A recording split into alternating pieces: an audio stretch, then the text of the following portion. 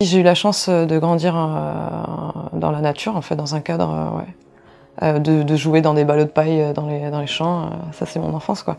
Donc ça, c'est merveilleux. Et en fait, le cadre de vie, l'environnement est hyper important pour moi.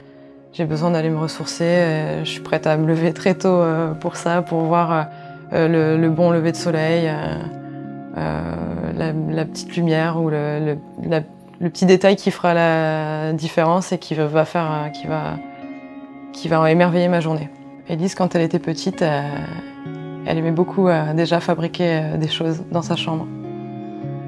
Tout ce qui me tombait sous la main. Pour m'exprimer, je pense déjà. Vers le collège, j'ai compris que voilà, soit tu étais cérébral et tu partais en général, soit tu étais foutu et puis tu partais en technique ou je sais plus comment on appelle ça.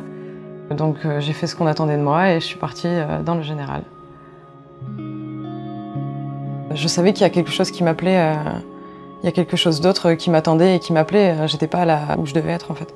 Après avoir obtenu mon diplôme dans le secondaire en Belgique, je suis revenue en France. J'ai décidé de partir en histoire de l'art.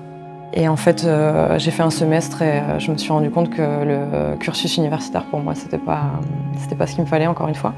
J'ai continué à chercher, je n'ai pas abandonné pour autant. C'est venu naturellement l'apprentissage et l'alternance, où je pouvais avoir une rémunération et en même temps continuer à apprendre. J'étais attirée par le travail de la matière, quelle qu'elle soit, par la création, la réalisation, la concrétisation des choses. Dans quelques années, je me verrais bien, pourquoi pas, être en Italie et là, voilà, les laignes, travailler le bois. Mais le métier de menuisier, c'est un métier de précision. Du coup, c'est quelque chose qui demande de l'attention, de la concentration, se canaliser. Et c'est quelque chose que je recherche au quotidien, ça. À l'atelier, tu es avec toi-même et le bois et le bruit de tes mains sur le bois et le bruit des machines. Et par contre, il y a une plénitude là-dedans qui me correspond plus que le chantier.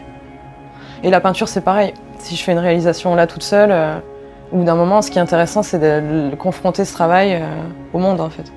Je pense que le monde a besoin de gens éveillés, autonomes, qui se responsabilisent, qui développent un esprit critique sur les choses pour rendre un monde meilleur, en fait.